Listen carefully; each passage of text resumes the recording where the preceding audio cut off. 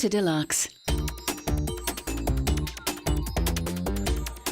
We check out those unique people and brands that have made the shift from punk to premiere. From the queen of British fashion to Celebrity Inc., from singers to catwalk punk, we peruse cutting edge.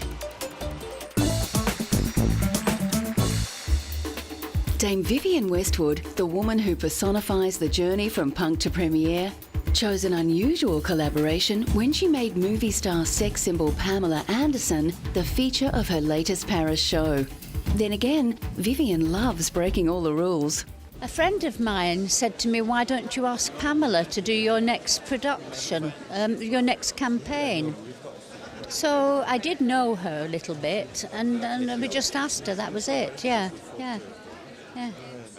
Because Pamela sees herself as art at the moment, because all the artists want to work with her. So she must see my fashion as something rather exciting as well, I don't know. Arguably Britain's most famous designer, and certainly one of the most outrageous, Vivienne began her fashion career with her then boyfriend Malcolm McLaren when they opened a shop in London in 1971. Vivienne's bold designs began to gain wide attention when they were worn by the Sex Pistols, the controversial punk band managed by Malcolm McLaren. Vivienne herself was quickly noticed around the neighbourhood, as she remembers in an interview in a recent retrospective show held in Italy. I don't know, we just had this idea to take things from sadomasochism, from the underworld, and put them for every day. I don't know, rubberware for the office, that was our idea. I don't know. Anyway, and yes, I used to stop the traffic when I used to walk down the street in rubber negligees and fishnet tights, because everybody else was dressed like hippies and it looked really good. Her boutique was originally called Sex, and Vivienne still owns the same shop on King's Road. The shop is now named World's End. The retrospective offers a glimpse of how radically her designs have shifted throughout her 35-year career, from safety pins and pirates to the Baroque and Victorian-inspired ball gowns adored by many Hollywood stars. Vivienne remains committed to upsetting ideas about what clothes should be, and she also remains fiercely political and outspoken about consumerism. In her latest show, she suggests people should respond to the current economic climate by mixing and matching. It's also got this do-it-yourself of styling your own clothes, wearing things back to front and doing your shirt buttons all wrong and mixing summer and winter and evening and day wear. Just don't buy so much, but choose well and do it yourself. In 2008, Vivienne presented her Cultural Manifesto, a document called Active Resistance to Propaganda in the London Transport Museum. The document is designed to provoke debate on the state of Western culture, and Vivienne claims the wording came to her as she designed some of her slogan T-shirts. I liked them so much that I started to put them into my fashion shows, and slowly, over a period of about 4 or 5 seasons, I developed all the ideas through these graphics, and this is how I performed the manifesto. I put it all into a little story in the end. And I thought I have to put it all together as a manifesto, and that's what I did. It came through my work in fashion. As always, Vivienne does not shy away from being provocative. She claims that the very consumers who have made her a wealthy woman are morally bankrupt. It makes the claim that culture is the antidote to propaganda, that we're all trained up to be consumers, and propaganda, the 3 constituents of it are organised lying, nationalism and non-stop distraction, and the most effectively dangerous is non-stop distraction. If your mind is being filled with rubbish, you can't think. And so essentially it's about discrimination rather than blanket consumption. And it's like we're not machines, we're much more spiritual. Anyway, it really is about get a life. At London Fashion Week 2009, Vivienne showed once again she is the queen of couture when she launched her Red Label collection. This time, the naughty schoolgirls of St Trinian's were the designer's inspiration. Vivian also mentioned that her 11-year-old granddaughter Cora Correa was her muse. The rich brick colour of the school was one inspiration for the palette of the collection.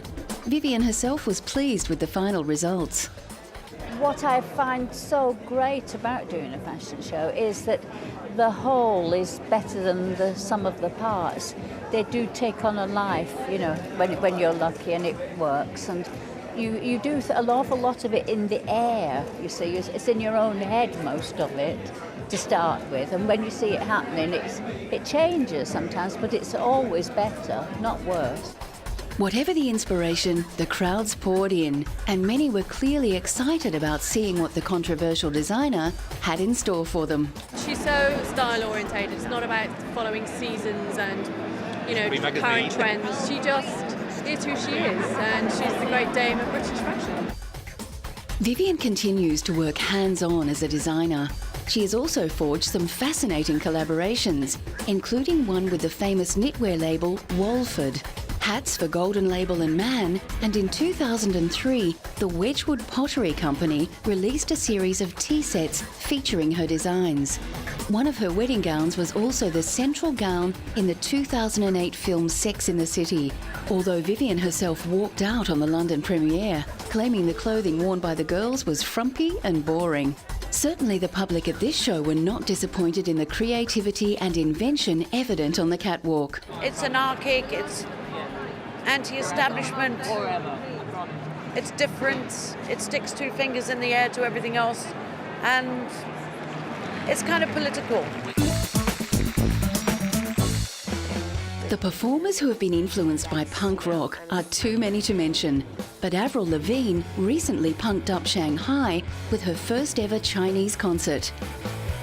Wild Child Avril herself debates whether she is a punk, but her fusion of rock and punk has hit a chord with many fans who waited a long time for her third album. Yeah, basically it has been about 3 or 3.5 years since my last record came out, and I've, I don't know, I hadn't taken a break ever since my first record came out. Like, I hadn't even taken a month off, like maybe 2 weeks at the most, so with all the traveling and stuff, I just wanted to kind of take a break and live my life for a bit, and just worked on a couple movies, got married, and then I went into the studio, and, you know, because I write my songs, it takes much longer for me to work on my album. And then I took my time with the album. I didn't want to rush it out. I wanted to make sure that it was really good. That was important for me. In 2006, Canadian Business Magazine listed Avril as the 7th most powerful Canadian in Hollywood at 22 years old. Her debut album called Let Go sold almost 17 million copies, and her second and third albums reached #1 in the United States. A recent protest in Malaysia is clear evidence that her success has not seen her tone down her punk rock sensibilities. Part is me getting to play my music in the world, getting to hear it, and me having this wonderful opportunity to be able to travel, and you have fans worldwide. I have huge international success, which is unbelievable. You know, me being a girl from Canada, and it's like all over South America and all over Asia and all over Europe, everyone knows me, and I have a huge following, and that's pretty amazing. It's a very special thing. Coming up, the Gothic star who is venturing into film, and punk fashion revisited. American goth superstar Marilyn Manson has never been accused of being a shrinking violet. Goth is a dark offshoot of punk music, and Marilyn has translated the traditional punk desire for anarchy and rebellion into millions of dollars in record sales. But he refuses to limit his creativity to the music world. Born Brian Hugh Warner, Marilyn took his name partly from the screen actress Marilyn Monroe and partly from the murderer Charles Manson. Here, the American singer, actor and poet steps into the world of fine art at the opening of his own art gallery in Los Angeles. His painting is just as dark and complicated as his music. And not for all tastes, but Marilyn is happy to let his work remain outside the mainstream. Because I never really intended to try and sell my paintings. So when I've actually had a difficulty parting with them, you know, oftentimes you get, when you have other, you know, corporations involved with record companies and things like that, they really often hold you back from doing what you like to do. The gallery is called the Celebritarian Corporation Gallery of Fine Art, and prices for Marilyn's pictures range from $8,000 to $35,000 US. His equally famous wife of the time, burlesque artist Dita Von Teese, was clearly inspiration for some of the less obscure creations. Marilyn also intends to curate shows from other artists. Not keen to confine himself to art and music, Marilyn has branched out into film directing. Having previously appeared in small roles in many films, in 2006 he decided to write and direct his own film about the tortured English writer Lewis Carroll. Lewis was the author of childhood fantasy favourite Alice in Wonderland, and by many accounts he was an unhappy man who never married. Marilyn states that he was attracted to the author because of parallels with his own life. Marilyn himself is slated to play Lewis Carroll, and model Lily Cole is to play Alice, the young girl whom Lewis based Alice in Wonderland on. It was the story that everyone had missed. The creation of Lewis Carroll is far darker and more interesting in a lot of ways than the creation of Alice in Wonderland. Phantasmagoria, The Visions of Lewis Carroll, is a horror film, and Marilyn is keen to upset expectations about what a horror film is. Letting the audience's imagination fill in a lot of the blanks always makes it more terrifying. So it's a lot like this, a lot like his writing, you know. Everybody reads it and gets something different out of it. Rising star Lily Cole was persuaded to work on the film because of the unusual approach that Marilyn is taking. The arty, kind of intellectual approach to horror, as opposed to just trying to just cheap horror, I guess, or commercial horror. Marilyn's favourite designer brought his unique punk-flavoured vision to the catwalk in London in 2008, when he presented a fantasy collection based on The Wizard of Oz. Gareth Pugh began work as a costume designer for the English National Youth Theatre when he was only 14 years old, and his designs remain theatrical and dramatic. His first solo premiere was in London's Fall 2006 Fashion Week, and his strange creations attracted instant critical praise. Anna Wintour, the highly influential editor-in-chief of American Vogue, is one of his most powerful supporters, and his designs are now worn by such high-profile figures as Kylie Minogue. In this show, his Dorothy from Oz is a little more threatening than the usual girlish character. Well, it's very abstract, the reference. Basically, I don't know, it's kind of like as if Dorothy went back to Oz and kind of killed all the monkeys and the Wicked Witch, and she's like kind of, I don't know, it was Dorothy versus Predator, basically, in a nutshell. So it was kind of Dorothy as kind of a very statuesque, warrior-esque kind of barbarian. Gareth's inventiveness and technical genius can be glimpsed in the boxy sculptural shapes that feature on many of the garments. Applique thing that we did in the collection we've done before, but we've never been able to actually play around with it's the shape of the applique that dictates the pattern of the garment. So it's like there's no kind of, it's not like an arm pattern, it's made out of triangles. So it's kind of quite a mathematical like nightmare trying to work out the pattern for the arm or a jacket, but kind of like, you know, once you get it, it's nice. But yeah, I've always wanted to play around with that, and we had a chance this time. The young British designer is clearly one to keep an eye on, and he is one of a number of designers who continue to bring the punk ethos into high-end premiere fashion. The night show in the Berlin Fashion Show in the same year featured some premier punk-inspired labels. Agent Provocateur is a cultish lingerie label run by Vivienne Westwood's son, Joseph Corey, and his wife, Serena Rees. Joseph was famously awarded the MBE for services to fashion in 2007, but he rejected the honour due to British involvement in Iraq. Agent provocateur inspiration ranges from bondage to fantasy wear, and the label also produced its own perfume in 2006. When Kylie Minogue wore Agent Provocateur in one of her more risque music videos, the label went through the roof in popularity. Other famous women who lay claim to wearing the sexy brand include Nicole Kidman, Paris Hilton, and Kate Moss. Ed Hardy is an American-based label based on the tattoo designs of renowned American tattoo artist Don Ed Hardy. Don had published a number of books celebrating old-style tattoos, work that he had learnt from years in the trade, and working alongside such tattoo luminaries as sailor Jerry Collins. Originally, the artist was approached by an American label who wanted to use his designs for T-shirts. Then in 2004, Christian Audigier, the French designer and entrepreneur behind the label Von Dutch, bought the rights to Don's tattoo work to use for the high-end Ed Hardy label. Christian has been using the marketing techniques he used so successfully for Von Dutch by marketing directly to celebrities and opening stores in high-profile fashion districts. So far, fans of the tattoo-laden creations include Madonna, Marilyn Manson, and the singer Shakira. Heidi Klum has also sported the underwear.